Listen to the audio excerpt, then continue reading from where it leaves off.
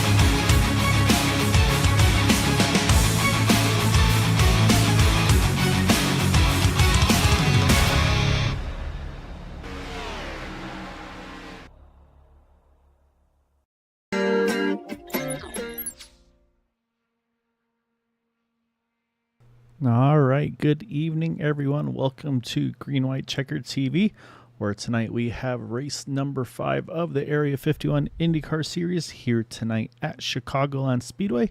It will be 150 laps this evening at the 1.5 mile oval, which rumors are that it may be coming back in the real life as well. So I have no insights on that one, but I've heard the rumors, and I'll say if they listen to me, I think it'd be a fun one to bring back on.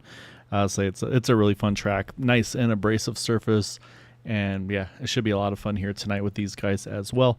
Qualifying going on as we speak, and we talked about last week was the points. It was kind of the Edson and Chris Stouffer show, but I was mentioning watch out for that Craig Forsyth fella, and he listened and he went ahead and got the win last week at Gateway, which has propelled him into the points lead by 10 over Edson Santos.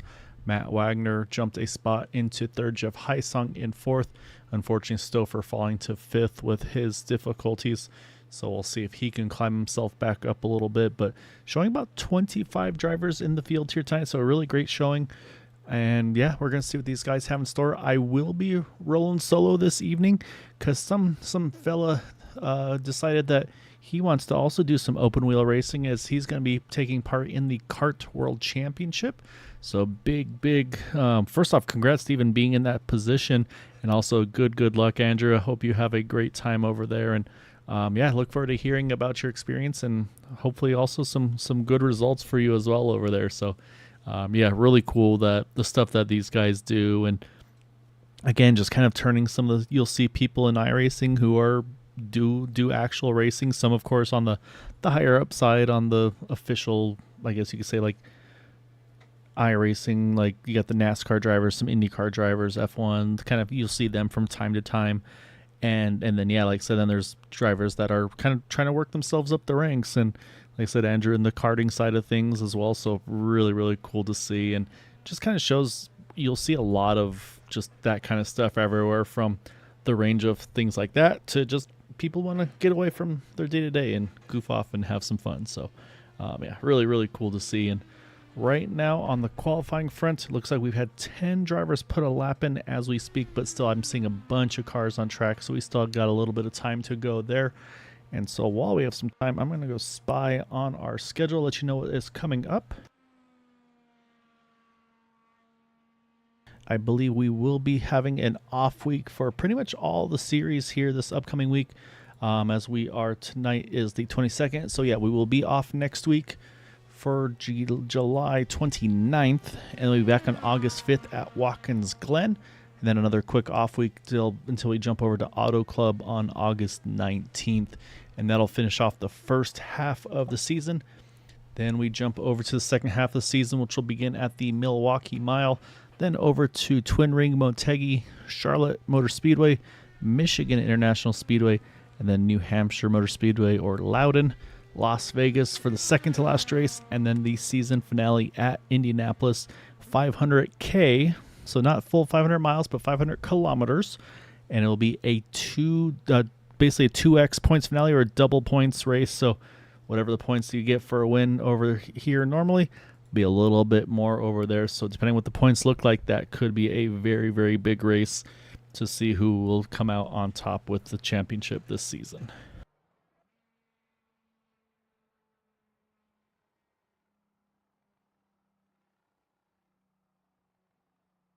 All right, I mentioned about 10 cars putting laps in. We're up to about 19 now having a lap on the board. So we're going to see again how the stats continue to go up to 20 now. And it's, once again, it's tight. I mean, I won't give spoilers on the names of drivers, but I'm seeing an 07. Then we got 2507, 2511, 13, 15, 16, 17. Add a 14 in the mix. This just popped onto the screen. So laps are coming in pretty quickly here, and they are all within just hundredths, if not thousandths of a second of one another here.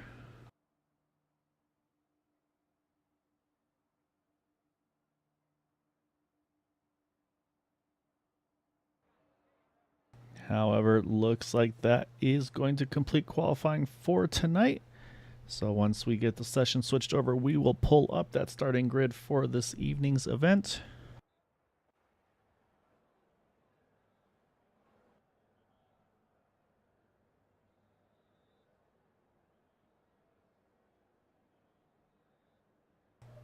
All right, so let's go ahead and show off our drivers here and show off our starting grid for the evening.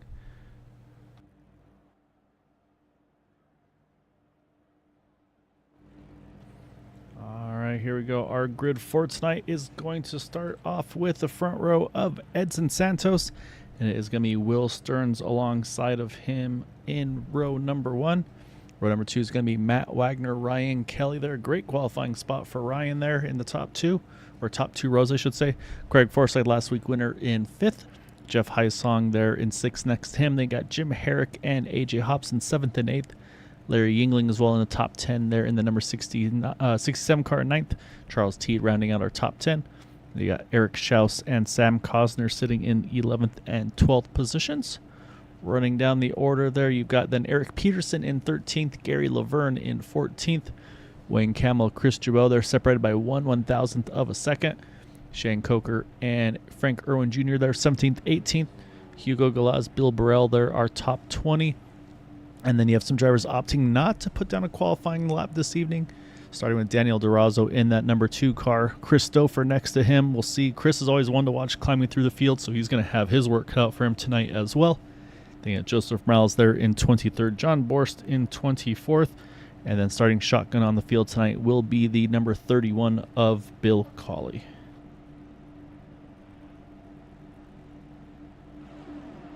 Looks like we've got just about the full grid here lined up, and we will start the warm-up lap in just a moment. I see Edson just popping into frame looking for Chris Stouffer, and actually not seeing Stouffer in the grid here, so we'll see if he maybe starts from the pits or if maybe some hardware issues. Unfortunately, it's one of those things I can't really see all of what's going on because I gotta kind of hide some stuff for myself, so you don't see everything I see.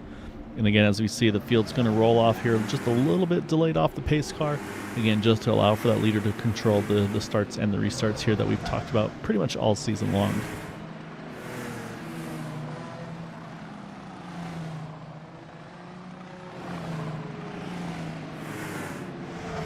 So basically what that means is Edson will be the control car.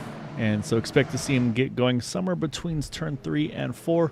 And then from there, we will be underway again. 150 laps, no green-white checkers, one fast repair available for these drivers, and a very quick 1.5-mile oval where these drivers, again, I think up front, you're going to pretty much see them painting the white line on the bottom.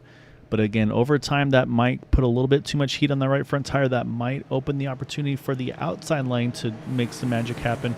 And that's where we're going to kind of have to wait and see and kind of see what the right strategy is for these drivers and who's going to make the most of it as these guys come through the slightly curved backstretch here at Chicagoland.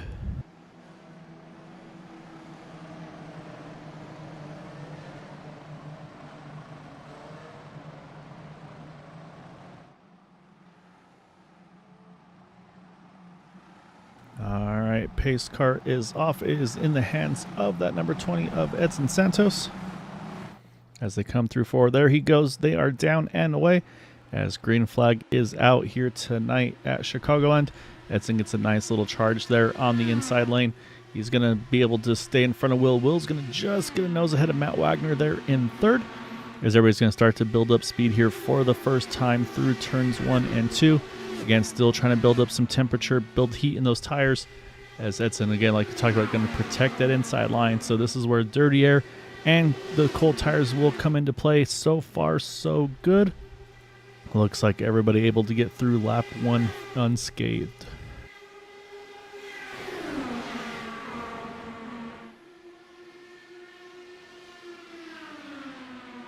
I am showing Stouffer being out in the timing and scoring, so unfortunate to say Stouffer was definitely one that I know we'd all be keeping an eye on, but at the moment, though, he is not showing on the track, showing out on the timing and scoring. As we got 3 wide here for that second spot, Matt Wagner trying to get around Will Stearns. Up on the outside is Ryan Kelly trying to rim right it there, but he's going to get a little bit of a face of dirty air there from Will Stearns as I say that. And that's going to cost him a ton of momentum. And unfortunately, that's going to see there open up the door for Craig Forsyth now down on the inside line. And Craig's going to now move himself up into third, it looks like here. But you can see right now, though, I mean, it's a traffic jam. But they said we got contact Schaus and Jim Herrick, I believe. And you can see the cars are just literally stuck together right here. And so far, they stay straight. But this is iRacing netcode at its finest here, unfortunately, as these guys just trying to find a way to get unhooked off each other. And yeah, you can see there's the caution is out. Finally get unhooked from one another, and we're going to have the yellow. They'll get rolling here, but again, talk about the one fast repair. You can see the broken left front on Jim Herrick's car. Eric Schaus might be able to risk getting away with just taking a front wing. We'll have to wait and see for him in that 72 Hot Wheels car, but that's probably the best example of netcode I could have shown you there. You can see there is I saw a little crinkle on that and the side plate there on the 72 car, but let's go back here. And I was about to mention that it's pretty much these guys are just completely stuck up against each other, literally and figuratively in this sense. But we'll watch the 72 car here. And what I was about to mention as this happened was you're in just basically this giant traffic jam. Oh yeah, a lot of netcode there between the two of them. There was definitely no contact, but iRacing deemed there was. And then you can see they just kind of get stuck into each other, and there's nothing they can do. You can see the 72 kind of just ramping a little bit off the tire there of Jim Herrick as well, Jim's car going with a four-wheel slide, just again, nothing they can do, even bouncing off the wall, still couldn't get the separation. So yeah, so just a really tough break for the both of them, because again, there was not going to be any contact prior to that. But yeah, and it took all the way from the front stretch into turn one before that contact, before they were able to actually get released off each other. So we'll watch Eric here. We'll see on the fast repair side of things if he's going to go ahead. Yep, there's fast repair taken for the 72. We know for sure Herrick is going to have to do the same in his number 40 car. We'll try to find him eventually. One of these camera angles is going to show him. Well, in theory, there he is. And saying with that broken front end, he can't get that car rotated around.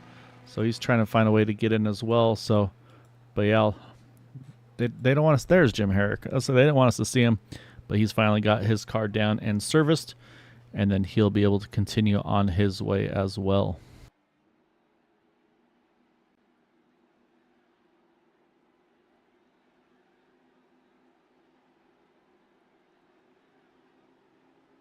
So up front, it is still going to be Edson Santos, our leader.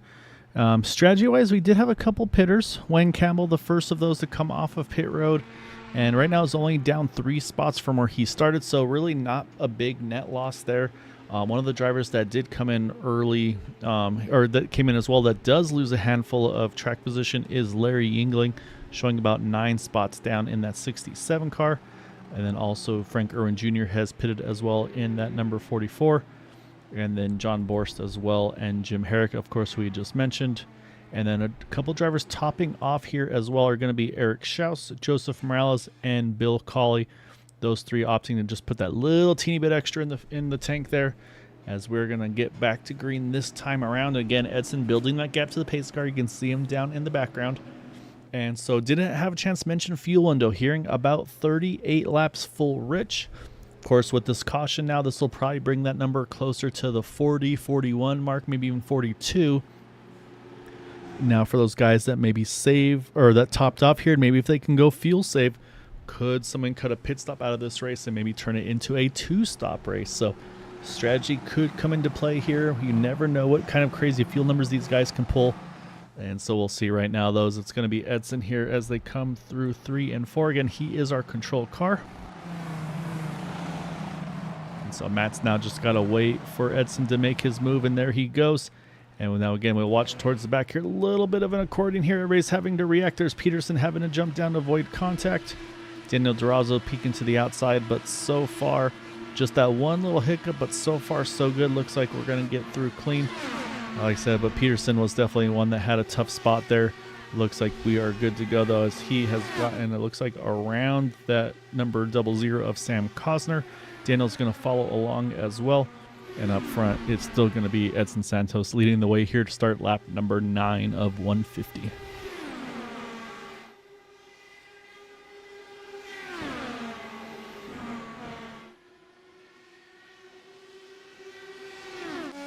So looking out the back of that number 20 Leaner Energy machine, as Edson's going to have to, again, like I said, I think for Edson, he's just pretty much going to live on this white line here. I'll be curious to see what Matt does, what Craig does, if any of them are going to try to maybe make a move around, maybe get a lap led in this race or not. But I think what's going to happen here shortly is exactly what we're seeing up in that top side. I think that may be Will Stearns, is eventually you're going to see enough cars on the inside lane. You're like, man, this is just a train going on down here. I could probably gain some spots if I jump top. And so I think that's what we're seeing from Will Stearns, from Ryan Kelly in there. Also got to give some love to AJ Hobson back in the field. Always good to have AJ here. Definitely one that we are very familiar with the Area 51 IndyCar League. So AJ making an appearance tonight as well. And I'll say definitely will be one to watch as well, even if it's the initial race for him this season. I believe it is. I'd have to check the notes. But yeah, really cool to see AJ in the mix here as well. So right now we got about the top 13 all just locked onto each other, kind of that pack race we talked about. About a half second back, Shane Coker there in the 32 car. Chris Jabot right behind him. Then a pretty big gap here to Wayne Campbell in the 42. And he was one that did pit on lap 5. Is this maybe some fuel strategy where he says, I don't want to be running as fast as those guys? The problem is he is now 1.7 seconds off. And so I think someone's going to have to blink. And I think Frank is saying that as well. He said, we can't lose the draft. Oh, we saw Bill Burrell there catch the wall just a little bit out of turn 4. Trying to look to see if he's going to get away with almost contact there as he kind of cut down just a little bit, almost catch the side of John Borst. Luckily, no contact there, but very, very close call indeed. And then another group a little further back are these guys here, Joseph Morales, Eric Schaus, Bill Colley. But what I can tell you, though, is with Frank Irwin Jr., though, he's cranked that whip up, and he has actually got these guys back into the draft to Shane Coker. But again, though, for Frank and for probably most of these guys, probably has burnt a chunk of fuel getting them back up there. So, again, not what they want to do on the fuel side of things, but I say again, kind of a necessary evil to just get back into the draft. So that's going to be a big story, I think, tonight, depending on if and when cautions fall, is going to be that fuel strategy for some of these guys that topped off, that don't top off. And like I said, right now, as it stands, I'm going to say Edson probably will be the first car to hit pit road as we start lap number 15. But again, probably another 25 laps or so. I'd say probably, again, lap 40 at the soonest. I expect to see that 20 in. But right now you can see we've pretty much got about a 200 plus mile an hour pace laps going, because we got the inside line, we got the outside line, and right now it's kind of where people are stuck at the moment. Maybe a little bit of strategy as well, but right now you can see just not a ton of ability to do anything too crazy as of yet.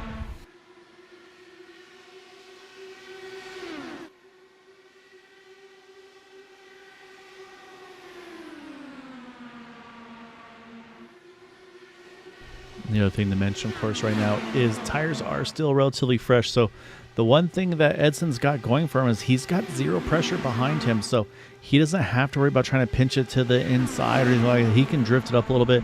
As we're going to go 3 wide, though, Ryan Kelly's going to get to the top here. He's got Will Stearns to his inside. Charles Teed's going to stay in that middle lane. Again, can't really do any bump drafting in these cars. So right now it's just going to be kind of who can get the momentum and kind of keep that car foot to the floor and keep them kind of feel comfortable with it. And you can see Ryan is just going to clear across the 306 there, and he'll now lead that middle lane here. Charles Teed trying to follow along as well. And you see Craig there just drifting up a teeny bit off of Matt there, trying to get a little bit of clean air on that front wing. And that's what's going to be happening for these guys a little further back, is lots of dirty air, but it's also going to mean a lot of fuel saving. So one driver I am watching right now is Jeff Heisong in that Bluey machine. Let's hop on board with him here. And you can see he's just going to pretty much be rolling. You can see rolls out of throttle. You can see the revs drop. Unfortunately, obviously can't see the throttle trace, but probably plenty of lifting as well. Probably even lifting through the straightaways as well here. And you can see where he is on track there. He can kind of track it out a little bit to the middle groove, then bring it back down in here. Just, again, avoiding abuse on those right front tire especially. And so really like where Jeff is here on track. Good track position, but also not anybody right on his gearbox, and he's got some space in front of him, so he's able to just kind of play nice right now and work his magic and try to keep those fuel numbers in check. So yeah, we'll have to keep an eye and see how that progresses through the race. And like I said, now we have the top 21 all in this main pack, and then the other drivers, Joseph Morales, Eric Schaus, and Bill Colley, they're about 3 seconds back. And so again, this is probably one of those ones, do not save fuel. You just go full map one, try to get back up to them. Pace-wise, last time by, Joseph was about a 1/10.5 quicker than Edson, a 50 to a 63. So it is starting to go the right way slightly for Joseph there, along with Eric and Bill.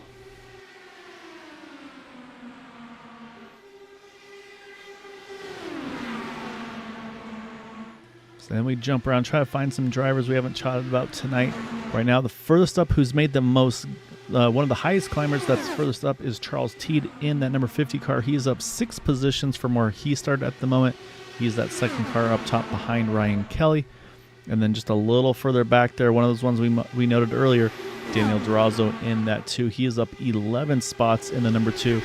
And again, Daniel's one of those guys we've talked about week in and week out, where it's not the pace that's the issue for him. It's just the being able to have something at the end of the race where he'll be in a prime position for a podium, even going for a win.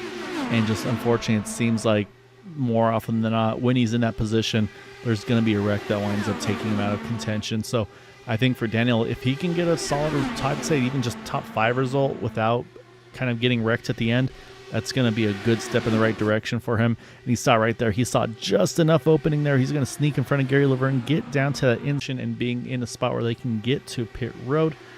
And then also looking back again, lap times, Joseph Morales, you can see in the timing and scoring, he has gotten to within about 4 seconds of a leader, and importantly down to about 2 seconds off of Wayne Campbell in that 42 car. So that's his job number one right now, is to catch the back of the field and then be able to try to pit with the lead pack. And again, those guys, same thing as Edson, they're going to be burning all the fuel.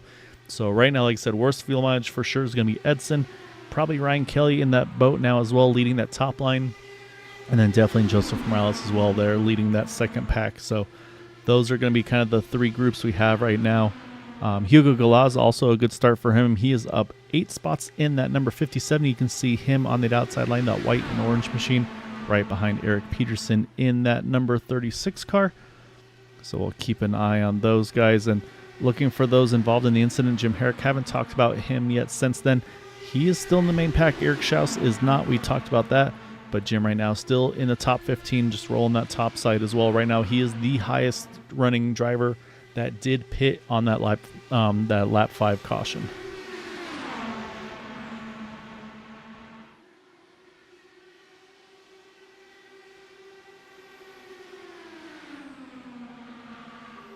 And of course, for those that are watching and tuning in, first off, of course, thank you for watching.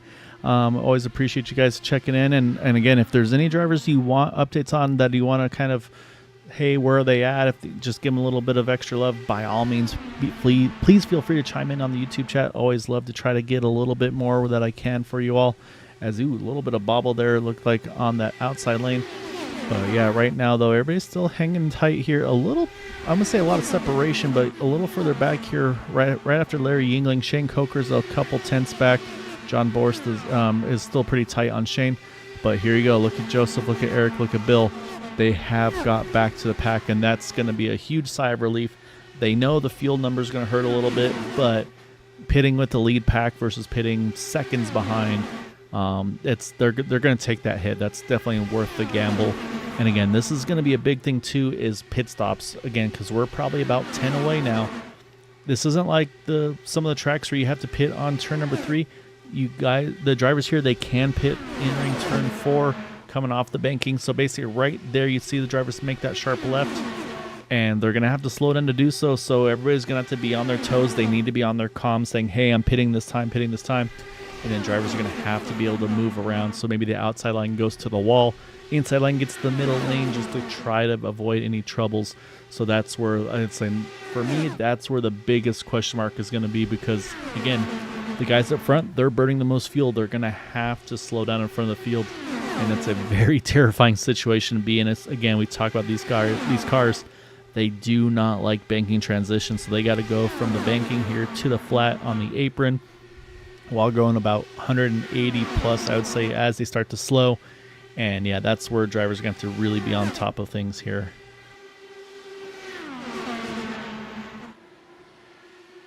Drivers like Ryan Kelly, he's going to have to find a way down now. See if he can either jump ahead of somebody or maybe find someone that's going to open up a gap for him in the next, I'd say, maybe 5 laps, I think, for him to feel comfortable, get ready to start trying to get to that inside line.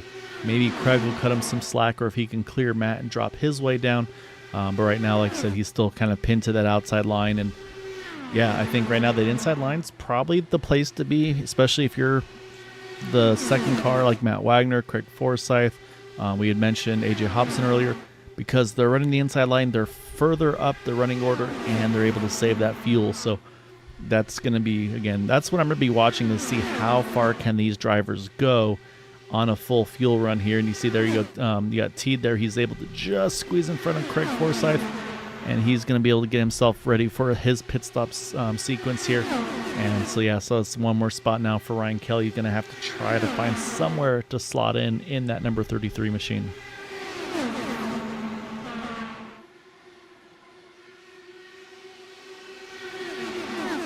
And this is going to be an opportunity as well for those that are a little bit better on fuel, where maybe once you start seeing the field start to kind of all file down to the inside line, you stay up top. Again, there's speed-wise, there's not a lot you can change, but at least you know the inside is going to start stacking up. You try to make some momentum shifts on that outside lane. So I think that's one thing we should expect to see from these drivers here. And you can see right now, it does look like the pace, I want to say the pace is slowing down, But I do feel like the drivers are starting to give themselves a little more room to play with here. So we'll be keeping an eye still on them. And like I mentioned, Jim Herrick right now, the furthest up of those that did pit on lap number 5. The next to be Frank Irwin Jr. here in that number 44. And he's in a nice little pocket on the inside line as well. Again, though, he was one that had to burn a little extra to catch the front pack as a little earlier on. So we'll definitely be keeping an eye on him. But like I said, this was the original scheduled field distance, about 38. We had that quick yellow early on, so that'll probably give him that extra lap or two. But I would expect to see Edson probably having to come in shortly.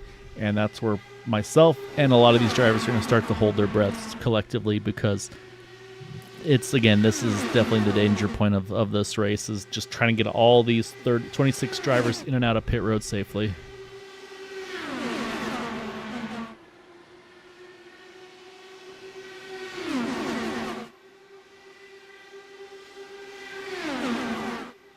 You can see Ryan Kelly, he's gotten to the side pod of Edson Santos. If he's lucky, maybe he can go one extra lap than Edson, and he's going to slide in right in front of Matt Wagner. That was the best case scenario for that 33 car. So now we'll watch to see, are we going to see any takers here coming through 3 and 4? And the answer is no, not yet. So we're going to start lap number 40. No pit stops yet. Again, 150 lap race. So again, the field number is going to be big to me. If anybody can go to lap 50, if they can go to a little further than 50, I wonder if somebody's going to be able to pull off some strategy, maybe cut a pit stop out of this race. That's going to be what I really want to see here. But I'm starting to see a lot of separation being made, and I'm thinking we're going to see pit stops right here. And yep, Ryan Kelly's going to be the first to try to hit pit road. And let's see if he's able to get in. He made pit road, but I'm going to say probably too hot on entry. And again, it's just a terrifying position to be in, having to try to slow down in front of the entire field. So we'll wait and see for Ryan. We'll see how long his pit stop was. But again, though, this window is pretty much starting to open for everybody. I would expect the Edson probably in very shortly. That said, I'm very impressed with the just how far Edson's been able to go on fuel while leading this race. So big props to him. And yeah, I can tell you right now, Ryan Kelly did get a speeding penalty as he still sits on pit road. So that's going to be about a 40-second hold. So he will go probably, I think, at least 2 laps down once the cycle completes. We'll keep an eye on the timing and scoring there. And as I say, here goes Matt up top. Here comes the pit for Edson. He's going to try to get woed down in time. There's the commitment cone and speed limiter. And I'm going to say job done for Edson. I think that is a good pit entry. I don't think we see any penalties on that one. That's going to move Matt Wagner now to the point in that number 6. And this is starting lap number 43. So again, still about 7 laps short of that the 1/3 mark of this race. As now Craig's starting to peek to the outside of Matt Wagner. Do we see any other pit stops coming? And yes, we will. We'll see Will Stearns on pit road. Bill Colley was in as well. So pit stops are starting to form here. And again, this is where we're going to have to stay very aware, basically, of these drivers kind of coming in and out of pit road here.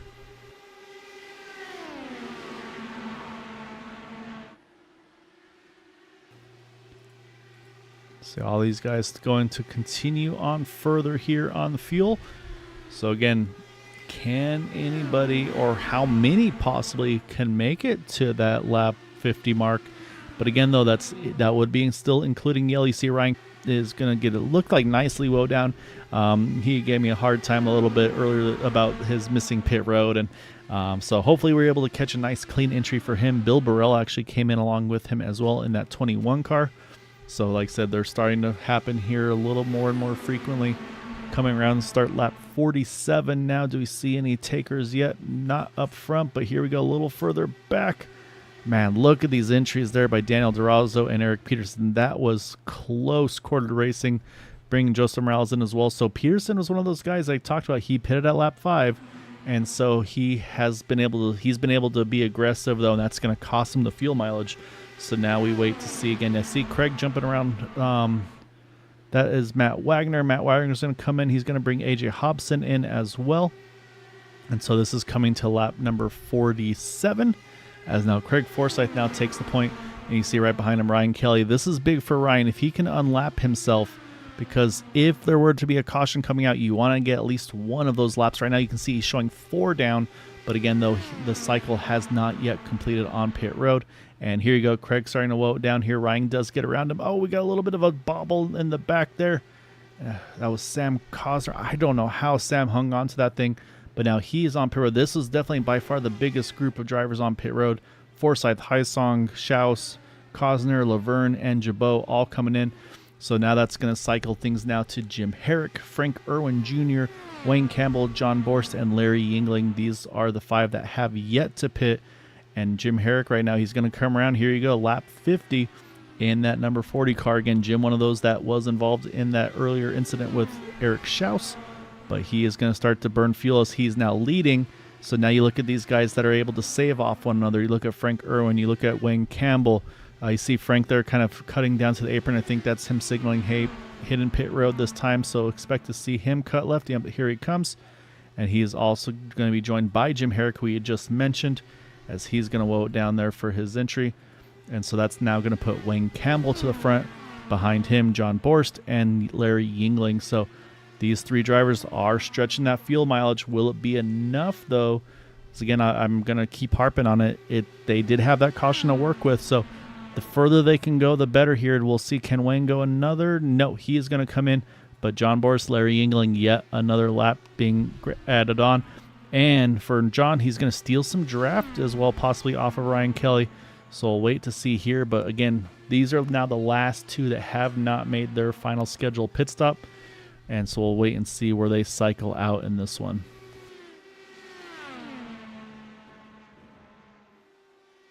All right, here comes 86. Here comes the 67. They are coming in together. And it looks like nice, clean entries for both. No speeding on the pits. So now, again, the big question mark will be, where do they cycle out with the field?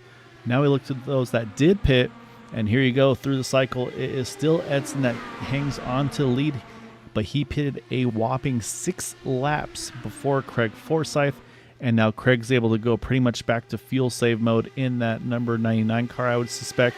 Charles Teed, a great entry and exit. He jumps out in 3rd. AJ Hobson right there, still Eric Peterson. So unfortunately, I'd say the one that got the worst out of that is probably Matt Wagner. He's fallen back to about that 10th position.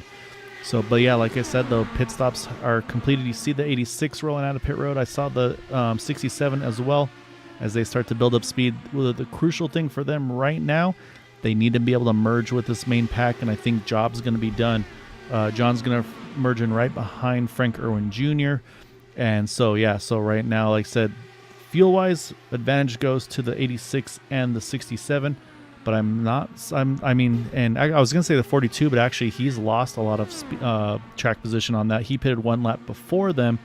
So, yeah, so of the front runners that made it to 50, Frank Irwin Jr. pitted on lap 50, Jim Herrick pitted on lap 50, and then you had John Borst, Larry Yingling going to 52. So now the question is, we'll see how far, if we stay green, of course, knock on wood, if we stay green, can they get to lap 100, or how much further through lap 100 can they get?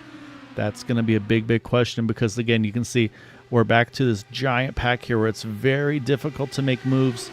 And again, some of these drivers like Craig Forsyth, he was only 2 laps short. He was 4 laps short of them on fuel. So can Craig go aggressive fuel save here behind Edson possibly to try to see how far he can string this out? So yeah, so it's going to be fun to see. But what we can do is, with everybody kind of being in kind of lockstep here, let's run through the field, show off our wonderful drivers and their beautiful paint schemes. Leading off with Edson Santos and his Leaner Energy number 20 machine. Started on pole, still up front. Behind him, Craig Forsyth started 4th in the number 99 car, now up into 2nd. Charles Teed up 7 spots into 3rd in his number 50 machine, Dark Horse Racing. Will Stearns right behind him in that number 306. And if I'm not mistaken, one of my buddies, Chad Cole, and Thomas George's favorite band, but we'll let them talk about that later. And then right behind him, Eric Peterson on the outside line, also one of the Dark Horse drivers there, sitting in the 5th spot. Just underneath him in that Miller High Life machine is AJ Hobson. Again, glad to see AJ back over here. Eric Schaus on the outside in that number 72 Hot Wheels car, involved in that early wreck with that car right behind him. But Eric's worked his way up into the top 10, trying to get towards the top 5. Then you go back to Daniel Durazo in that number 2 Corona machine. Again, pace, never a question. Luck, always the question. So hopefully Daniel gets the luck he's looking for tonight in that number 2 machine. Next to him, the 40 of Jim Herrick. Again, you talk to the drivers that were involved in the incident. Nose to tail, it's just the way it always works in these. Jim right now showing in the 7th position. Behind him, 00 Sam Cosner. Sam up 3 spots from Rahib again. And then we jump back to our Bluey machine, and that is Jeff Heisong sitting in that 11th position there. And then just underneath him, Gary Laverne in that number 34. Really, I would say quiet night at the moment for Gary, which honestly probably is what he's looking for right now. Just wants to kind of put himself, log the laps, be ready for it as he sits there in that number 34 VOR car. Then right next to him is that, or sorry, right behind him, I apologize, Frank Irwin Jr. in that number 44. Again, he is one that went to lap 50 on fuel, so we'll be keeping a close eye on him. Shane Coker in that number 32 in the VRL machine. He sits in 14th position. Talked about Matt Wagner. I'm thinking Matt's dropped anchor here in that number 6 because he's now down to 14th spot. Talked about him being 10th a little earlier. So I think there's some strategy afoot from that number 6 driver. Then we go to the 21 of Bill Burrell, another one of the 40 Raceway drivers there in 15th. Then you got Chris Jabot in the number 87 car, right where he qualified as things run. And then we already talked about Shane Coker. Everybody's jumping around. I can't keep up with them all. We go to Hugo Galazzo in the VOR number 57 machine. Hugo with a great result recently as well, so good to see Hugo. And right now just kind of cruise control, I feel like, in that 57 car. And then we get to the first of those that went to lap 52. That's going to be Sean Borst. Sorry, I'm looking at Shane's name. I'm mixing up names here. I apologize. John Borst in the number 86 car. He is in 19th position. Again, first of those that went to lap 52. Next to him, though, Wayne Campbell went to lap 51, but had to probably burn fuel to get back to that lead pack. So we'll see how far Wayne can go. And then Larry Yingling on the same strategy as John Borst. I think these two are probably eyeballing each other. He's right there. John had a close call with that green car. And actually, I think he's had to take avoiding action. He went down to the apron. And we'll go back. We'll take one more look at that one because that's cost John a ton of momentum here. And yeah, let me go back one more time. I apologize because you didn't really get a good look at it here. This is where you're going to see it here as he goes low. Yeah, and John has to take quick avoiding action to try to avoid the contact. And now he's got to fight the apron and the banking combo. He does get back up to speed, but unfortunately, you can see there's the gap. Just cost him all that track position and, more importantly, all that draft because now to catch the field, he's got to burn fuel. He's got to get back up to him. So that almost kind of puts the advantage back to Larry Yingling in that number 67 car, where now he's been able to stay in that map 5 probably mode, saving fuel. John's going to have to go all the way back to map 1, catch the field, and then back the pace right back down. So tough break for John there. Then we jump a little bit further back. Bill Cawley right now in the 22nd position. And I think we've had something going on here. And yes, caution is out. As soon as I was looking at the timing scoring, I think it is unfortunately going to involve, Edson Santos. And I talked about the bad luck, and there it is. Unfortunately, Daniel Durazo as well caught up in this one as we were running through the field. He's going to try to force this thing, get to pit road, avoid the tow. Edson's going to be in a better spot. Gary Laverne also involved. So 2 of the drivers I've talked about just having quiet nights, not trying to be involved in things. Unfortunately, commentator's curse has struck once more. So apologies to all those drivers. So let's go back. Let's see if we can find exactly what's all gone on here. We're going to focus initially on Edson in that number 20. And you can see at this point, he's already actually been passed a little bit. So let's see if we can find where the change happens. Because you can see actually at this point, Edson's up on the top side. So let's back it down a little bit further here. Where did this pass happen? And here you go, actually. So you're going to see Edson. He either drifts up or he's opening up the bottom. I'm not sure which, but Craig says, yeah, don't mind me. I'm going to go ahead and take full advantage of that one. And so then that puts Edson in the middle 3 wide. And then we'll say it's unfortunate. It's not a spot Edson's been in at all this evening. And so as they come through the tri-oval here, slots in right behind Charles Teed there. Well, washes up. That's again probably his first experience with the dirty air as well. And so you can see had that big washout there through 1 and 2. Able to get back to the bottom. Oh my goodness. Something happened to the number 20 car. As you can see, it just really abruptly slowed. And I can't even say that's a pit road entry slow. I feel like that's something happened. Although, it's hard to say. But unfortunately, the 34 and the 2, just nowhere for them to go. And, oh my goodness, you can see a little bit of netcode might have saved a few drivers here. Matt Wagner gets a little piece as well, but the 34, Gary Laverne, he goes up and over. And I think the craziest thing about this one is the fact that that car is still able to somehow drive. So that's going to bring the caution back out. I don't think we're going to see much on the strategy side of things. Looking back right now, it's like going to come back live. It looks like I believe pit stops have already occurred. Craig's going to still win that race out of pit road. So what we will do is I'm going to take a quick break, catch my breath, and we'll be back here on the one to go. So stay tuned.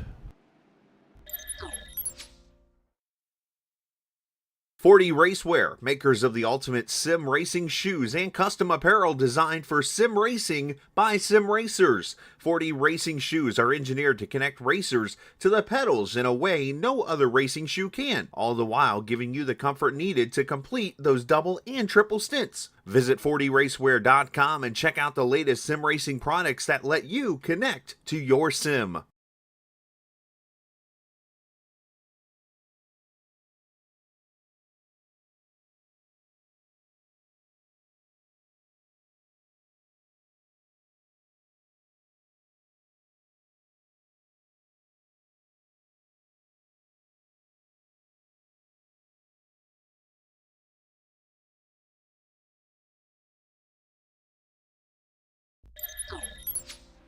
All right, apologies to say it was a quick caution. We're back underway here as Craig is going to lead the field back to the green starting lap number 70. So yeah, sorry about that, everyone. We're checking things and it goes quick when you're doing this. So but you can see it right now. The breakaway, a little bit of contact, Teed and Forsyth. Oh my goodness! At the moment, it looks like Craig's going to be okay. I think that may cost. It's definitely going to cause him to toss about that car. I don't know if he's still just trying to feel it out or if he's got some suspension damage. He's definitely got suspension damage to the 99 car. He's trying to keep that thing in one piece here. But definitely something on the rear of that number 99 is broken. You can see he's just trying to will this thing to stay pointing in the right direction. Oh, man. And saying as we saw the move there, Tito's trying to get around Craig. And I think just one of those things where looked like the window was open for just a slight second, then it wasn't. And I don't know how Craig is able to still keep this car pointed the right direction, but the problem is he can't get down at this point to get onto pit road. So he's still got to try to limp this thing around a little bit further to try to be able to hit pit road to get that fast spread taken for the 99 car. So just terrible turn of events for Craig, able to get to the lead. Caution comes out, puts him back in a normal pit sequence with everybody as well. And then, unfortunately, the contact with Teed, which at the moment, Teed looks like he's okay in the number 50 car. Like so, we're still focused on Craig, just trying to make sure that he gets able to get through here. This is probably now his best opportunity to hit pit road should he choose to. Or maybe now that he's in a bit of an opening here, maybe he can try to live it a little bit more. So that's a tough break for Craig. We'll jump back up front because, indeed, Charles Teed is able to get to the front. And so far looks like his car has been able to come out clean from that contact. So right now he's moved that number 50 to the front. He's got Will Stearns right behind him, then Eric Peterson, and then AJ Hobson. There are the four on the inside row.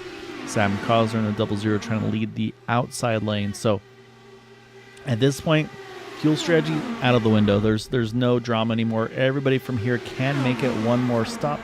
So from this point on, it's just basically, do you want to pit early? Do you want to pit later? So there is still some potential of fuel saving just to try to go longer in case of an untimely pit stop caution. So that's what these decisions are going to have to be made.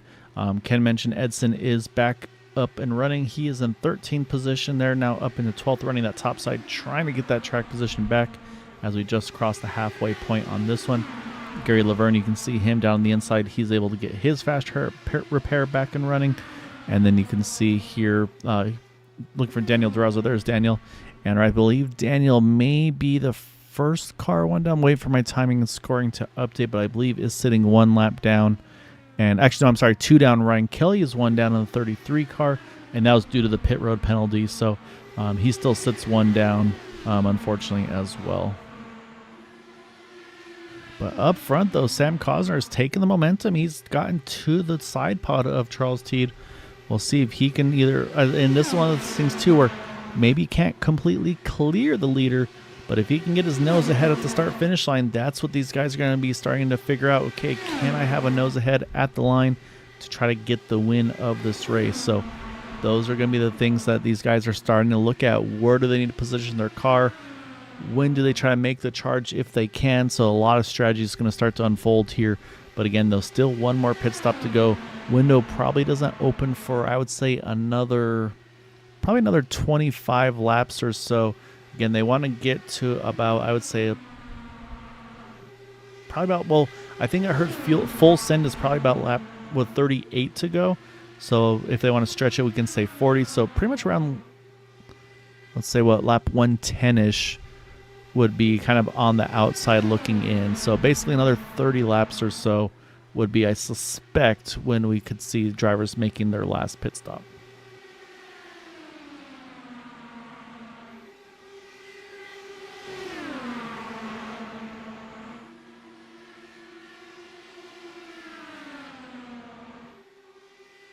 You can see momentum starting to shift a little bit back towards the inside line. But again, though, this one's a tough one tonight because there's not a lot it looks like these drivers can do. It's kind of very track position oriented, which again is going to make the pit strategy all the more important for when you come in, what strategies you take, which at this point, the situation, I think it's going to be 4 tires and fuel no matter what. But if I'm in this boat, the way I'm sitting right now, I think you pretty much have to try to go as long as you can and maybe hope to trap pretty much the field a lap down in order to give yourself a ton of track position. So if I'm in this mix, especially if I don't have track position now, that's my game plan. I'm just full fuel save. You know, Sam Cosner, you know, Charles Teed, they're going to have to pit as early as anybody else.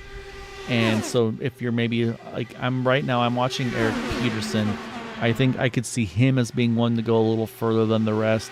Also looking at Jeff Heisong, he's got a pretty good margin to that number 904 of AJ Hobson in front of him. So those are some, I wouldn't say telltales, but things you could look at to see maybe that's when the strategy would come into play. What I can tell you is I'm seeing the polar opposite strategy being employed now. Larry Yingling, he was full fuel save in that number 67. He said, okay, I know fuel mileage out of the question. I'm going to try to find my way to the front. I haven't seen my buddy Ryan Kelly. Unfortunately, except for Ryan, he was up front. Unfortunately, he got that caught speeding on pit road, so he still sits 1 down. So Larry's going to maybe try to carry the torch for those 2 buddies. But again, also just, I got to say, I love having Larry and them here. And while we were focusing on Larry, we had a change for the lead here as Sam Cosner now going to take the points. So let's go back. We'll take a look at this pass for the lead. Is there any issue, or Sam just get a great run? And no, Sam just clears that number 50 car, and he's able to get to the inside line. So is maybe T trying to let Sam maybe pull the pace a little bit of this race? So we'll see. Against, like I said, do you want to be the first driver to pit? There's kind of that game of chicken on what you want to do. So it's going to be a tough balance to match. I do need to mention that Hugo Goulaz, he had a lengthy pit stop along with Bill Colley on the one to go on lap 68. Bill is off on Bill's on the tail end of the lead pack here. Hugo is still on the lead lap, but unfortunately, he is way off the pack here, about a half a lap behind. So we'll jump back live, though, as now Eric Schaus is starting to make his move on the top side, just getting to the side pod as well of Charles Teed, but nothing doing as of yet, as Teed's going to still hang on to that spot. But I got to say, I think there's some strategy being formed right now, and I think it's that of we don't want to pit super early, because I think that's what we're seeing right now is and you can see this is the first time we've seen the leading cars able to even drift up off the bottom lane here. So it kind of just shows you. And looking at the pace, yeah, the pace has dropped. We're in the mid 25-second bracket.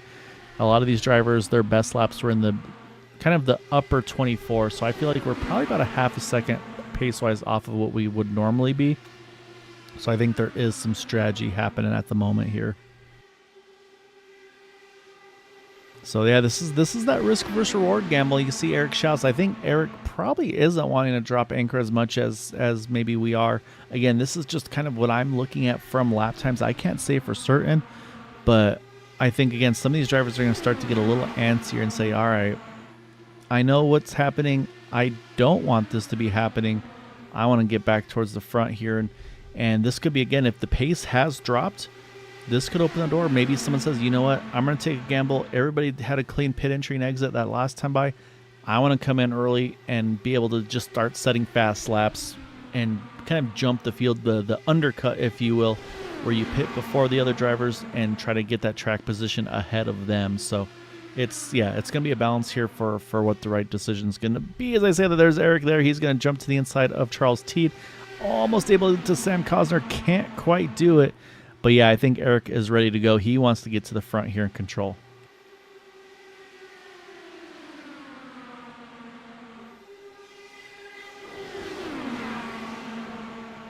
So at the moment, you can see Cosner is still leading. Teed, has gotten back around Schaus.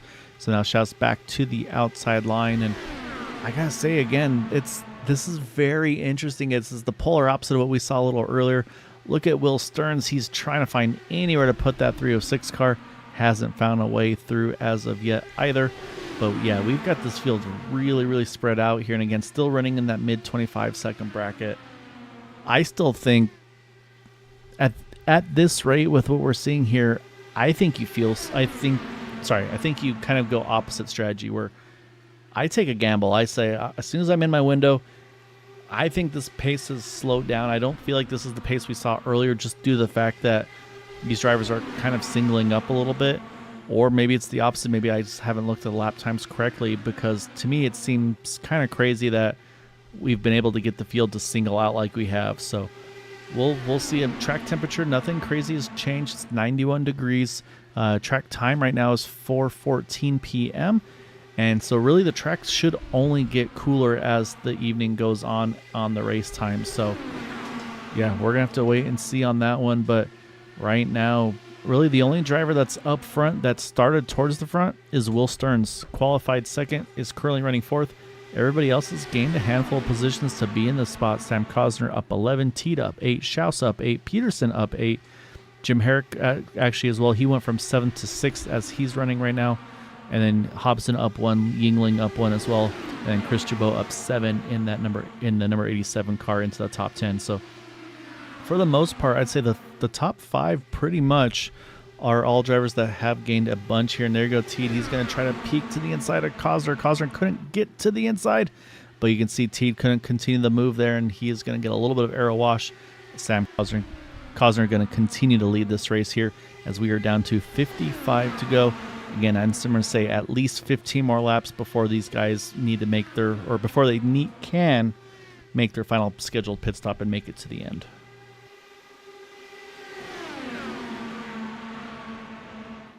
Look at Schaus going top to bottom. Teed's going to take the inside line. Where is Stearns going to go? He's going to stay locked onto the top side here. And surprising, it almost does seem like something has changed, because it seems like the track, the top almost is being better at the moment.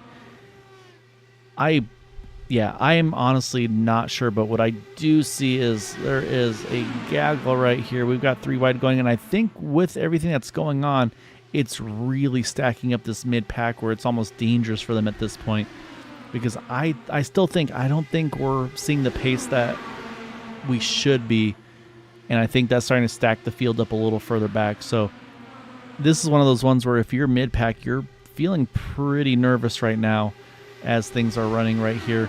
Been looking for Edson. Edson's still right now sitting just outside the top 10 in 12th in his number 20 car. And so again, the other thing too is a number of drivers are out of those faster pairs, and you can see now Will Stearns, he has gotten around Charles Teed there. Eric Schaus now trying to work the inside around Teed as well. And so everybody's starting to shake up just a little bit. Here goes Stearns. He's going to try to get to the inside of Cosner, see if he can take the point. And Stearns will do exactly that. We'll see if Cosner's going to try to do the over-under at the line. It will still be Stearns up front, though. And so, yeah, so we'll see. Again, I'm very... I apologize for harping on this, but I'm very intrigued with what's going on right now because I think there is more pace in these cars than they're letting on. And so maybe the fuel's worse than I thought. Yeah, I'm truthfully, I am not sure at all. But right now, though, we continue on here. And I think it maybe is a fuel thing that's tight because they all pitted around lap 67.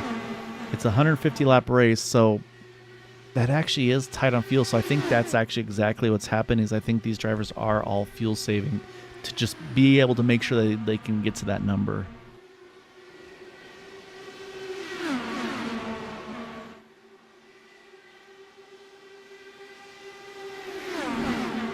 Yes, that is exactly what's happening. I had bad math earlier where I said everybody could safely one-stop it. That is the exact opposite. Basically, these drivers needed to make 42 laps in order to split this race in half. And so, yeah, so right now this is kind of a race of who wants to not lead. And so that's actually exactly what we're seeing. That's why I was mentioning the pace being a little slower, is because we've got the whole field knows that, hey, if I'm running up front, running map 1, everybody's just going to be saving fuel off of me. And so that's the last thing I want to do. So right now, yeah, we've pretty much got a fuel mileage situation going on right now with all these drivers just trying to make sure that they can get about, again, in my mind, they need to get to about 38 to go. That's 10 laps or so, 9 laps now. That's going to be the magic number for sure to make it. But I think we'll probably see some drivers maybe come in a little early, maybe around that lap in about 7 laps with about 40 to go, so about 110. So I think that's going to be the potential window we may see from these drivers.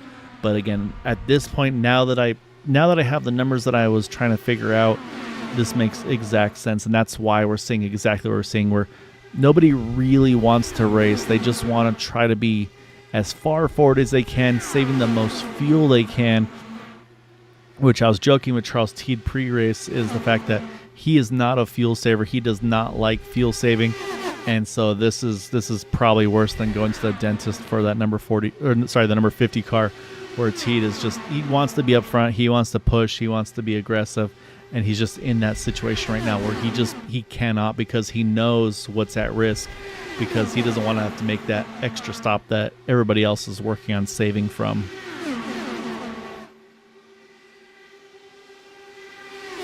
Do need to also mention Craig Forsyth is still able to hang on with the lead. Again, I don't know how, because it seemed like that car was completely broken. And here you go, early pit stop. And again, this is what they were trying to avoid. Sam Cosner is in, 45 to go. He will not have the fuel mileage to make it as it sits, at least not full rich fuel mileage. Maybe if he goes full fuel save map 5 type situation with the draft, he can. But unfortunately, absolute outright pace-wise, he will not be able to make it to the end. So he's going to have to try to cycle the pack, save some fuel in that number 00 car. And so we're going to start to see some more probably peel off in the short future here.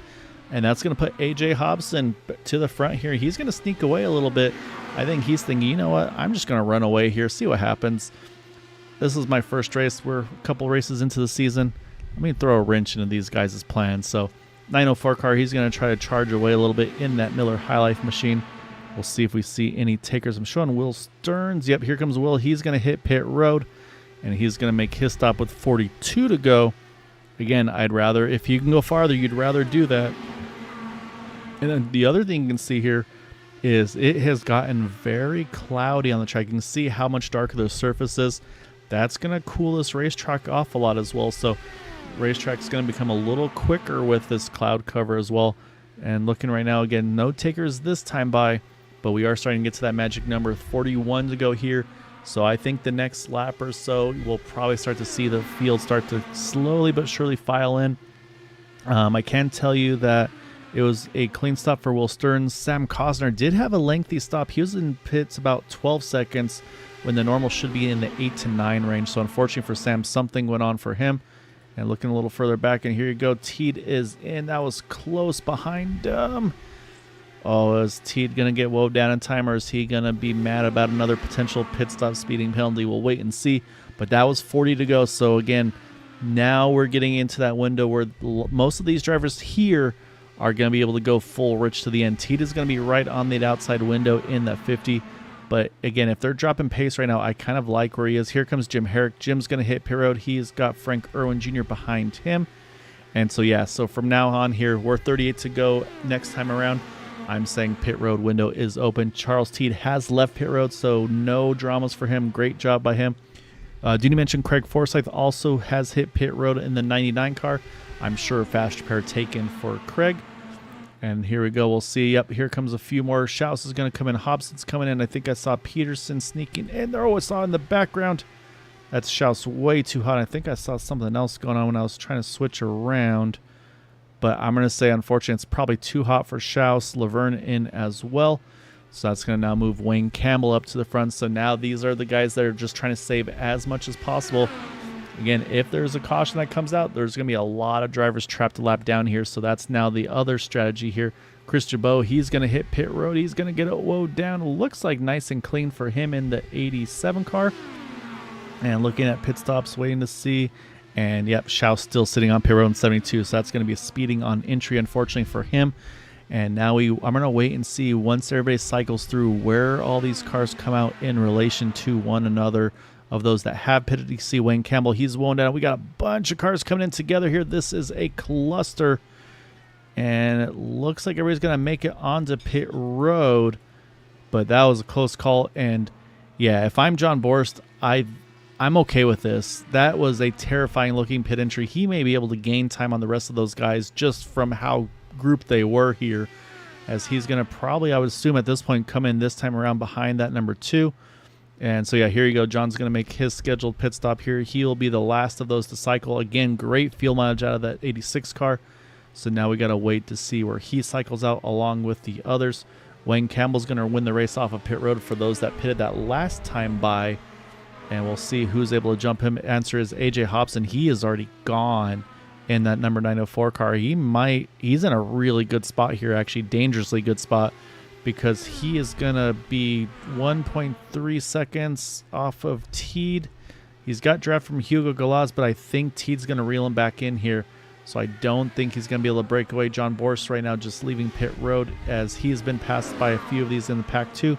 But now it's all about can you cycle around with the lead pack here. So then again, the next part is fuel. Can all these guys go map 1 to the end? Is there going to have to be any fuel save going on in this as well?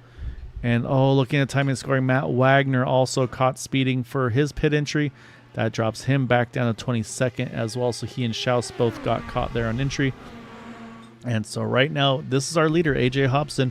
And he's got about over a second lead over Teed. Peterson's right there. Jabot, a great pit stop cycle for him. He is up into the top 5. He's got Jim Herrick right behind, or I should say right underneath him. And then Will Stearns, Gary Laverne. So right now, the top 7 are the breakaway pack as they got about 2.5 seconds on Craig Forsyth's pack. So right now this is the top 7. This would be the battle for the win. Now we look at the important thing, and that is the pit stops. When do they pit? Hobson 112, Teed 110, a little worse on fuel. 112 for Peterson, lap 113 for Chris Jabot, so a little more fuel. 1 extra lap of fuel for Chris over Peterson. Gary Laverne 112, Jim Herrick 111. And then Will Stearns was at 108. So Will is going to have to go full fuel save in my opinion.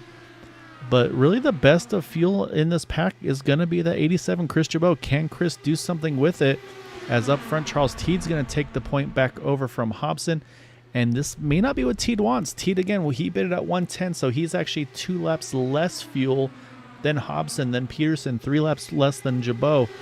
But lap time wise, though, these guys are doing work right now. They have about 3.5 seconds from Will Stearns back to Craig Forsyth, and it is a gaggle behind Craig Forsyth. He pitted at lap 111, and you can see right now, and I think we're in the same boat here now, where what do you do? I mean, there's only so much you can do to try to make time here. You run low, you try to make all the pace you can. And then for Craig, the other question mark for him too is, does he have the fuel to get to the end?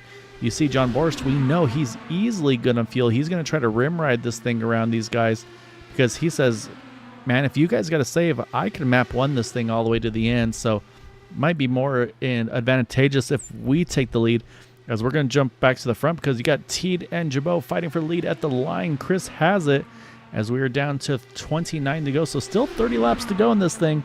But again, we talk about track position. Looks like Chris will clear that number 50 car. So put the 87 to the point here. Coming to 28 to go next time by. And again, Chris pitted at lap 113. He is the latest of those drivers that pitted in this main pack. So I feel like the 87 car may be good on fuel. So let's watch him and see what he can do. Are they going to have to save off of him?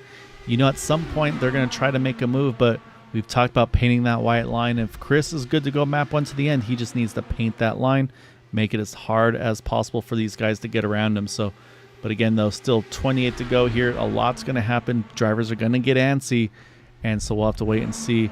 As talk about drivers getting antsy, you can see right here in this pack here, Craig's still holding the bottom. Frank Irwin's next to him. They both pitted at lap 111, and again, I'm going to keep harping on it. Wayne Campbell pitted at 114. John Borst 115, Larry Yingling 114. So you just wonder, do these guys have the fuel or not, or are they having to try to save wall, trying to keep the track position? And I feel like that's why we're seeing some of these drivers able to maybe try to charge a little harder. But unfortunately, right now these guys again just completely trapped. And again, this isn't like NASCAR where you can try to bump draft or anything like that, tandem draft to gain speed. So it's really just, at the moment, I think for Craig, it's going to be his job just to try to hold as steady of a wheel as he can to try to pull this group back in, which is still sitting at about that 3.3 seconds from Craig to Will Stearns here in that 306 car.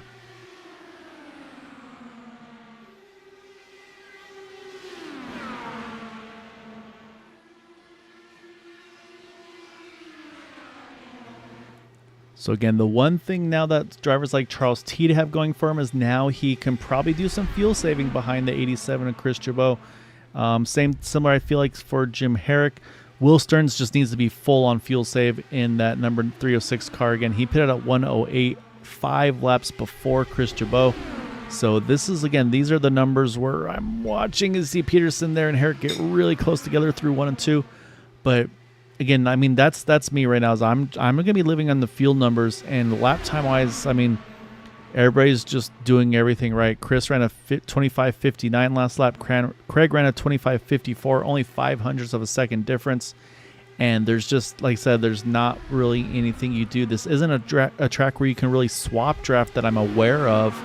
So yeah, so unfortunately, some of these guys that maybe feel like maybe they don't know if any of these guys can make it on field. See Irwin there and Forsyth really close to each other. They're at a 2, but you don't know. Are they fuel saving? Are they holding me up and they just got the preferred line? There's so much going through the heads of these drivers here, which I'm sure some of them probably frustrated. But again, I mean, that's just the timing of the caution and the track combo also pretty tricky to do. So and that's what we're seeing still as we run right here is just the second pack. I mean, you've got from 8th to 17th in this pack here. So, I mean, that's the other part, too, is you'd rather finish 8th than 17th. So there's also going to be that aggression to try to find a way to get to the front of this pack. But as I've been talking about is right now, just it seems like it's very tough to pass. There's not a lot of opportunities here. The only opportunity might be a very aggressive move. So, and that's where you just got to, track position is all about getting in and out of pit road as fast as possible. And that's what we saw those guys up in this front pack able to do as we are down to 20 to go as the 87 of Chris Jabot continues to lead.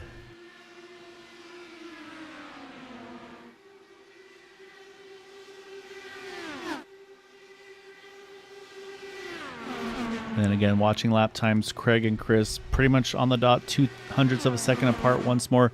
This time, Chris was 0.02 quicker than Craig. It was a 57 to a 59. This time by Chris runs a 60. Craig's coming across the line now. He is going to run a 62. So again, advantage still sticks with that number 87 car up front. So right now, like I said, you're kind of a rock and a hard place. There's really not a lot you can do. If you're good on fuel, you're going to be map 1 regardless. If you're not on map 1, you're you're probably, hopefully not leading the pack. And like I said, I feel like the guys that pitted when they did, probably safe on fuel. Like I said, I think 38 was the magic number to go full rich to the end. So I think the majority of the drivers were able to do that. I think we talked about Teed being one that pitted 40 to go. But I mean, I look at Chris Jabot, he pitted with 37 to go. John Borst pitted with 35 to go. 36 to go is Wayne Campbell. So I feel like those guys are kind of playing with house money, if you will, as that was close there. And that's gonna be the stuff we're gonna see. Is there's gonna be eventually those desperate moves where I gotta find a way around. So this is now for Chris here. He can see the guys behind him. They're going to start to get antsier. They're going to start to pinch him a little tighter through the turns. He can't open up the white line because you just saw AJ Hobson. He's going to try to take that spot away. So Chris needs to do is he needs to make sure he's painting that white line.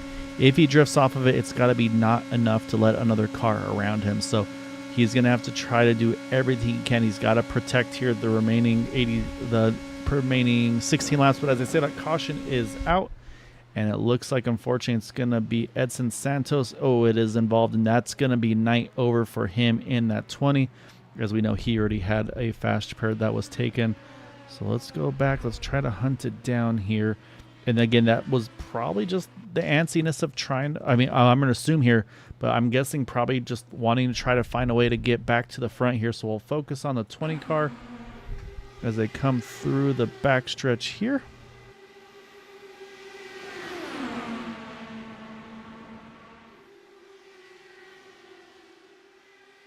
And they may have gone too far back, but we'll just keep it at speed to see if we can catch exactly how it all occurred. Oh, and you saw right there, actually, just Edson, honestly, just a victim there, I feel like. And it's so you're going to see the middle three there, and I think that is Shane Coker in the middle here.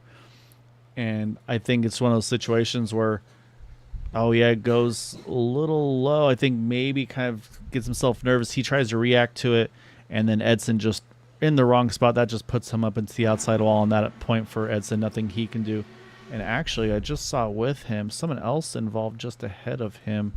Which car was that? Trying to get a better shot of it. It was Sam Cosner. Sam had such a good run going. He had led a bunch of laps early. So that's going to put us back under caution here.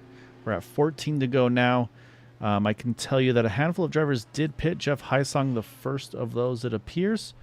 But it looks like the winner off of pit road is going to be Larry Yingling, opting to try to throw some tires on, see if he can work some magic.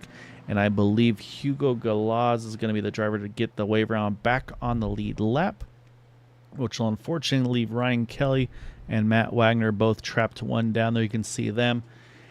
And so what this will do is we're going to restart this thing with just outside of 10 to go. Again, there are no green-white checkers here. This caution will probably throw everybody into a fuel window from here to make it no dramas. And so, yeah, so now, again, Chris did the great job in and out of pit road, able to get the track position and get to the lead. And now he's going to have to be very aggressive here. He's going to, like I said, he's going to have to get a great restart. This is where the leader is the most susceptible for overtakes, is because they'll get those big runs on them and drivers can try to see if they can jump around them. So this will be a tough one for Chris. I say, again, new to the league this season. I've raced with Chris for years on end, mostly on the stock car side of things, not on the IndyCar oval side of things. So this is going to be a little bit of a learning experience, I feel like, for him in this situation. We've seen him have pace, but now this is where your stress is just at full song here. So we'll see what Chris can do. He's going to have a very hungry Charles Teed and AJ Hobson, Gary Laverne, Jim Herrick in the top 5. But then you got the guys that are now back in the mix. Add Craig Forsyth, Frank Irwin Jr., Wayne Campbell, John Borst. All of those drivers opting to stay out. Sam Cosner, I believe, is the first that hit pit road there. And then Larry Yingling under that caution as well. So, like I said, so now Chris letting the pace car get away. He is our control car. And so basically, once that pace car is off the racing surface, he has control to go as early or late as he wants. And that's going to be the tough decision he has to make, because, again, if he gets too good of a jump, that could allow that number 50 to get a good momentum around him on the outside. So, like I said, Chris is going to have to paint that white line. They come through 3 and 4. And he's waiting. Now he's down and away. Nice clean start for him. We'll continue to watch through the field. And it looks like everybody able to get a nice clean start here. So we get back to green here. 12 to go there at the line. Saw Peterson there taking a peek under Herrick, trying to get into the top 5. And for the moment, Peterson has a spot and he will clear. And there goes Chris. He's going to protect the inside just like we talked about. And I think the timing was perfect there because Teed could not do anything before they got into 3. And so now the momentum is starting to shift now, where now it's going to be all about side drafting, how tight the 50 can pinch the 87. And I think I talked about, you may not want to pass the leader car. You just might want to get your nose ahead of him at the ideal time. Obviously, you want to aim for the one to go, for the checker flag. But again, though, no green, white checkers. If your caution comes out with 3 to go, it's going to be an official race. So you can't just sit and wait for the last lap charge. You're going to have to be aggressive pretty much from this time out. So, and we are 10 to go as right now. It is between Teed and Jabot for that top spot. Frank Irwin Jr. had the fastest lap. Now give it to Larry Yingling in that 67 car as he goes purple. And you can see everybody starting to bring themselves right into the mix there. Will Stearns, he's going to try to run that 3rd lane, 4th lane even. As you can see, the 34 almost contacted the 36 there. Oh, man. Peterson just in front of Forsyth there. And this is going to be the fear now, is you've got such a cluster. We've got one down on the apron there. Is he going to hang on to it? I think Wayne did hang on to it there. Again, probably a bit of a heart and throat moment there for John Borst, having tried to react to that. And you can see Gary Laverne, he's going to try to peek to that 3rd lane in that 34 car. But right now it's going to stay with the 87 and the 50. At the line, you can see nose cone ahead for Chris Jabot here. 8 to go.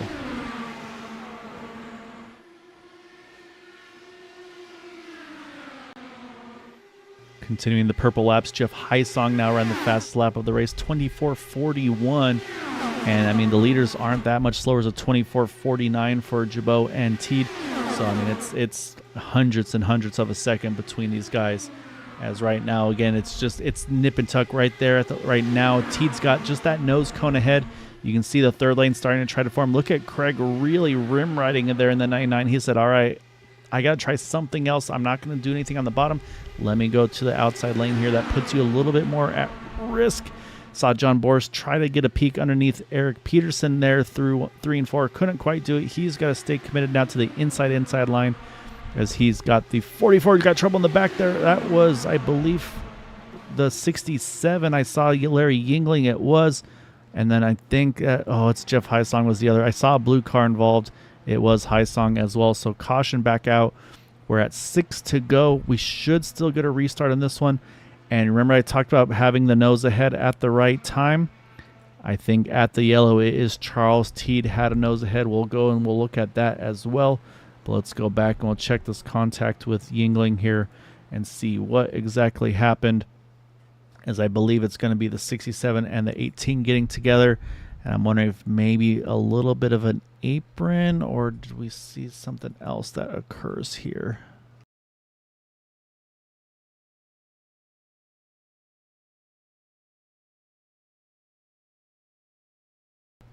Nah, they kind of just find each other. I wouldn't say if one came up, one came down, but unfortunately they kind of meet in the middle, and you can see it launches that bluey car up in the air for Jeff Heisong, and then you see the 67, and then, oh my goodness, look at Heisong slides across the track. Oh, I think a little bit of luck of the net code for Ryan Kelly. Bill Burrell not as lucky. He gets a heavy piece of that one. But then the other thing we got to do is the time of the caution here. See if I can find when the caution was officially thrown, because we got to see where Teed and Jabot were at the time of this yellow. So what I'm going to try to do here is we'll try to peek here. I'm going to try to see if I see the lights switch to yellow, I'll pause it as soon as I can catch it. As you see, as they come through 1 and 2. Right there at the time is when the lights are on. And from this angle, I'm showing Jabot ahead, but again, though, it may not be exact here. So I might be causing drama, but it does show at the moment. It was showing Teed ahead of Jabot, so we'll jump back live because it is indeed Teed at the time of the yellow ahead. And again, in iRacing, I can't say it's exact for it, and I mean it's exactly what I had just said, that you you can't wait till the last lap. You're going to have to just do everything you absolutely can to try to get that nose ahead anytime you possibly can. So what we'll have here is we're not 1 to go yet, so we're going to get the 1 to go next time, which should be 3 to go, and we'll take the green flag with 2 to go. So while we may not have green-white checkers in the IndyCar series, we will have an unofficial green-white checkered, as we'll take the green with 2 to go, take the white flag, and then from there they would race it out. But again, though, with that being the case, if a caution were to come out before they take the white flag, field will be frozen at the time of the yellow, and that would be the official result. So we should see here is we should see Teed get the 1 to go off the pace car, and we'll see, yep, there we go, lights are going to be off of that pace car, and you can see that he's starting to roll back a little bit off of him. So this is the other thing too, is now this is where the strategy comes into play. He can roll off the pace car, he's got control. Does he go early? Does he go late? If he goes late, there's always that risk of the accordion effect. We've seen that unfortunately occur because drivers are going to get antsy. They're going to try to make those big late moves. So this is a really, really tough position to be in. The furthest up on tires is Sam Cosner. He is in the 11th spot. He has about 20 lap fresher tires than the rest of the field, but will it be enough to do anything with it? So you see TD's definitely back to pace down now. Pace car is just about to enter 3 as they're in the middle of the back again, exactly what he's supposed to be doing. Although I think I just saw some accordion effects in the back of the field here. So let me go a little further back because I think I just saw, it looks like everybody's pointing in the right direction, so that's promising. But I think Durazo, Coker, and Kelly may have had some contact, but as far as I can tell, I think we're about to get going here once more. So now it's in the hands of that 50 car. Can Chris find a way to get back around him? He's going to have to try to get a great momentum run here through 2, I should say. As here you go, Charles Teed is down and away. Chris Jabot going to try to see what he can do as we are green 2 to go here. Teed's got about a half a second. Is that too much, or did he do this perfectly? And we'll watch off the rear wing here as we come through 1 and 2. Watch the momentum shift come to the number 87 car. Where can he get the run here? You know Teed's going to protect the inside. Chris is going to have to watch for Gary Laverne. Here goes Chris. He's going to try to get to the outside wing of Teed. As they come through 3 and 4, they're going to squeeze each other tight there. A little bit of contact, still able to stay unhooked off each other. We are 1 to go here. It will be who can get to the line first here at Chicagoland. Throw that number 904 to the outside. AJ Hobson into the mix as well. Contact in the back there. I think I saw, Peterson and who's that? Stearns up and over. We're tight 3 wide here as they come through 3 and 4. Right now, Teed still just got that nose ahead. It's going to be close between the 2 of them. Teed's going to take the apron. Jabot's going to run the top side at the line. It may be Jabot getting the win here. We'll have to wait for official timing and scoring, but that was beyond close. But as it's looking, the way the drivers are kind of putting themselves here, I think Chris Jabot may have just won this race here at Homestead. Let's go back here. We'll try to take another charge here through the line as we watch and see, because that was probably not even a nose cone difference between them, and I look forward to seeing how many thousandths of a second that was. But what a fight there that you could see. I mean, they were doing everything they could. Maybe even a little bit of contact, I believe, as well with the 87, and I think it was the 904, if I'm not mistaken. And so we're going to find a better shot of this one here. This will give us a great angle at it, I believe. And then we'll try to pause it just at the right time. So I'm going to see if I can find an actual start-finish line shot. This will hopefully be good. Oh, yep, there you go. Yeah, Chris Jabot by a nose cone is going to get the win here tonight at Chicagoland. And that is going to be a very happy driver there in that number 87. And, man, that's going to be... We'll see how Teed feels about that. I could see that being a bittersweet one. But Chris going to get the win here tonight at Homestead, at Chicagoland. I'll get these tracks right eventually. But let's go ahead, and before we get to those interviews, let's go ahead and pull up those final results, as it is going to be Chris Jabot. There you go, 18 thousandths of a second over Charles Teed. AJ Hobson bring it in, and he's going to grab a podium right off the kick there in 3rd. Gary Laverne, Craig Forsyth somehow recovers all the way to 5th. Frank Irwin Jr. there in 6th. John Borst able to get back up to 7th there towards the end. And then Jim Herrick, Sam Cosner, Wayne Campbell, top 10s. Joseph Morales there, you can see again, stayed out of trouble, gets all the way back up into 11. Hugo Galaza top 12 after him having get his lap back. Larry Yingling in that incident, somehow he jumps all the way back up to 13th. Bill Burrell 14th, Jeff Heisong in 15th, and Bill Colley, Matt Wagner 16th, 17th. And unfortunately, we saw that incident drops Will Stearns to the 18th position. And then also you'll see in there Eric Peterson, same thing, 19th. And then unfortunately, a few drivers just couldn't get those laps back from incidents and penalties. Ryan Kelly, 20th. Shane Coker, 21st. Daniel Durazo in 22nd. Eric Schaus, 23rd. And then Edson Santos in the 24th position there after his incident towards the end of the race, unfortunately, as well. All right, let's go hunt down some drivers. And so we're going to see if this AJ Hobson fellow, first see if he's here, and then also see, does he remember how to do any interviews? So let's go look around, see if we can find that Hobson fella. And good news, I've already found him. So we're going to start things off with the number 4/904 AJ Hobson.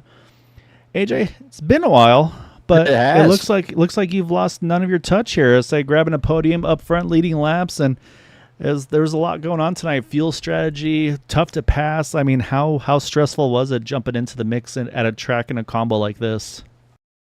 I usually like Chicagoland. I didn't expect it to be as bunchy as it was. Like you could pretty much paint the line down there, and for fuel strategy, just cruising map 5, and it wasn't too difficult. Just survive. The passing was hard. It was kind of hard to strategize a plan there at the end. Maybe get a move. So I tried to explore the high side, and it almost worked. It got me back in the podium though. Yeah, saying this is one of those ones now where the other drivers are gonna be like, "Oh crap, is he back? Or are we in trouble? And have to be fighting with some more drivers for these top 3s, top 5s." So what's the game plan moving forward here, sir? Well, any race I pop in, I just want to win. Obviously, I haven't been here a bunch this season, so I'm not in it for the championship points. I'm just trying to win some races and have a good time with the boys. And it was good to see Charles get a podium there. So 2 out of the 3 were dark horse cars. Unfortunately, we couldn't get the win, but I mean, I had a blast. I thought it was really good, competitive, close racing, and respectful for the most part out there today. Yeah, I mean, it was like I said, in the situation like you had where it's tough to pass and all of that. I mean, to only have the 3 yellows and to have 2 green flag pit stops. I mean, that's one of those ones where, I mean, I gotta say that's I'm gonna say on, especially like for Craig, I think on the admin hat side of things, like, all right, that's a win in his books, I feel like, for sure. Yeah. But man, I mean, it was, like I said, it was a great run. It's great seeing you back on track here again. I definitely look forward to seeing you go for the wins, hopefully more often, if you're able to make more of these. But before we let you go and hang out with your dark horse buddies, man, definitely want to give you the floor. Any thanks and shout outs for that podium tonight, sir? Yeah, shout out Area 51, putting on a good race as usual. And yeah, the dark horse boys, like I said, it's always fun to get in here, race with them, and strategize and kind of plan out together and work our way to the front and go at it the last 20 laps. So it was fun. Great job tonight, AJ. Look forward. Hopefully, like I said, hopefully see you on track more. It was a great run for you tonight, sir. Yep, we'll see you soon. All right, we're going to jump one spot forward here, and that is going to be with this fella, Mr. Charles Teed. Teed, it was looking good. As you got the lead before the caution comes out. You're probably thinking, "Oh man, we golden. That timing is perfect." And then just, I mean, it's a tough one to pass here. Obviously, we saw you could get the nose ahead at the line at the time of the cautions. And then just, I mean, it was an outright brawl, obviously, tonight. And I know first off, I'm sure you're happy-ish with the runner-up, but my first question is, how much were you just suffering when you had to do that fuel save stint? Hate it, as you know, we talked about it before. So no, but I had no choice. So I was kind of bummed when there was the late caution because I don't think Chris was going to have enough fuel. I know he pitted 3 laps after me, but I was really having to save. So I'd be curious if he was going to make it. I mean, he had a good race. We were pinching each other down, racing really clean, and the better man won tonight. That was I felt more bad and sick the whole race from the contact with Craig. That was super unfortunate. I started to make a move up, and he moved up, and I was kind of trying to set him up, and I had already committed to going under. I need to double check the replay, but that's how it felt live. And so I just mostly was just sick to my stomach the whole race. But overall, lots of attaboys that I gave myself for not speeding in the pits tonight and getting back out and staying with the pack. And it was a fun race. You made me nervous on one of the pit stops. I wasn't sure, but I was keeping an eye on it. I saw you. You were, yeah. I mean, you sent it. I mean, you did what you had to do, and like you said, you kept with the pack the whole time. And I mean, I wouldn't feel too bad about Craig. I mean, he still finished fifth after all that, so he keeps the top five streak alive. So, I mean, if anything, you're probably doing some of the other guys a favor, like Edson having a tough night. So, I'll say they'll probably slip you a couple bucks here and there if you can keep giving him some grief.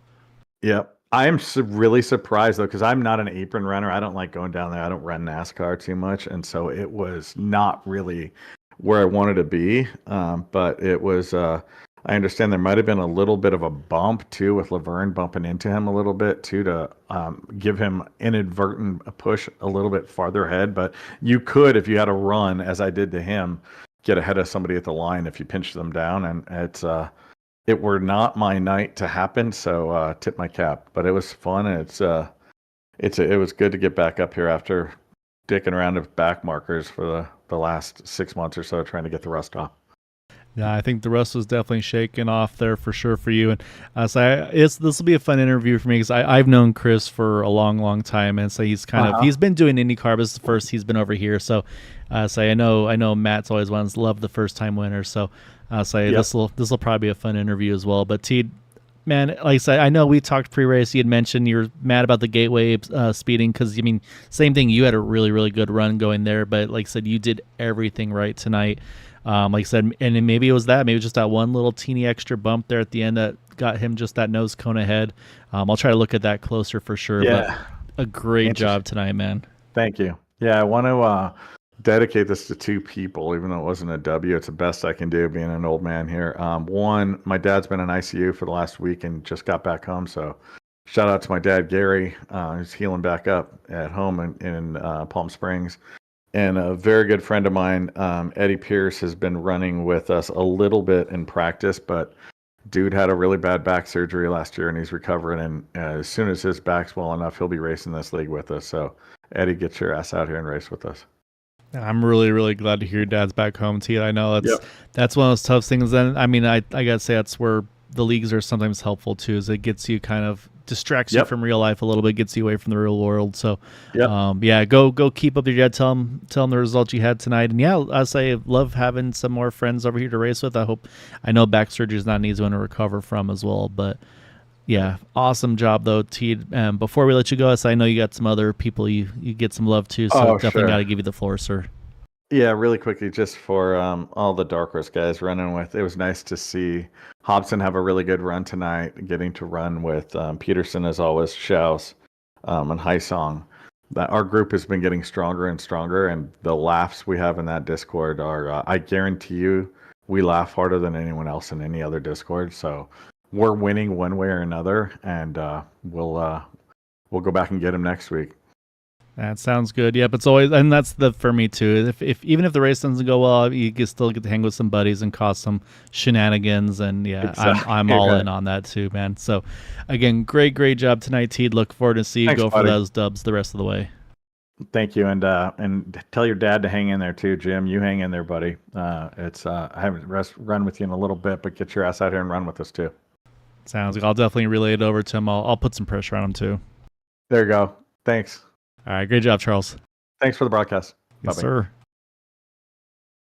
All right. We got one fellow left to chat with. Let's go back to that final lap to get a good look at it here. As we're going to jump now up to that number 87 machine, the Dizzy Wrench machine of Chris Jabot. Chris, you went further than all that lead pack there on fuel. I felt pretty good. I saw you get to the front. It's like, all right, I think with as far as you went, you probably had the numbers to make it there. And then everybody starts getting antsy at the end. You get that late yellow where Teed's just a nose ahead of you. I mean, at that point, are you thinking, oh, damn it, that was my opportunity? Or you're like, okay, I saw what he did. I can try to do the same back to him. No, I thought I was done. I was really mad when it gave him the lead, actually. My teammate had to calm me down a little bit over the radio, but it all worked out, I guess. So then we go to the field mileage. Were you, if it stayed green, were you good to the end? Oh, yeah. I knew, so pretty much the whole race up until that last run, I was in map 5. I think most of the field was. And I knew map 1 I could get 37, maybe 38 laps for sure, just full throttle in map 1. So that's kind of where I set my pit window. And as soon as I hit that, I came down pit road and knew I was good to go to the end. All right, so then you get to the final restart, and I mean it's a gaggle. You have to jump up to get to Teed, because if you don't, you're under attack immediately. I see Hobson there. I'm seeing Laverne here looking back at the replays of this, and then obviously the charge out of 4. You've got a little momentum, but from I'm kind of watching back a little bit too. It sounded like you may have. I mean, obviously we race a lot on the NASCAR side of things. Maybe got a little bit of an additional boost there. Intentionally, oh yeah, they're right there off the nose there of Gary Laverne.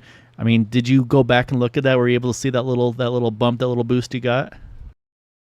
I did, and I felt that, and I was worried that I came down on Charles or something coming out of the corner, and that's what the contact was from. But I got a 4X from the 34, so he got me pretty good, but that's for sure what boosted me out there, because I wasn't carrying that kind of momentum the previous laps coming out of 4.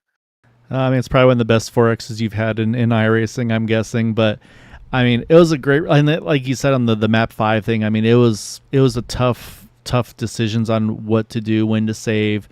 Like you mentioned, your teammate, we saw John. He was one that went really far on fuel over everybody on the fuel mileage side of things.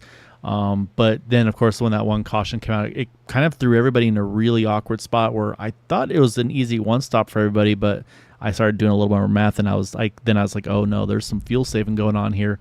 But yeah, I mean, like I said, you did a great job getting in and out of pit road. That's not an easy task, doing these cars with the guys that you've got here week in and week out. So, I mean, you did everything right, executed well, and then put yourself in position to get the win tonight, and able to finish it off. And it was really fun to see. I know we always kind of talk about, we love first time winners over here. I mean, you're only in race like 5 or 6, and you're grabbing the first one here over in Indycar side. So you're making it look easy for some of these guys. I don't know about that, but yeah, I wanted this one really bad. It felt really good once I got up in the lead.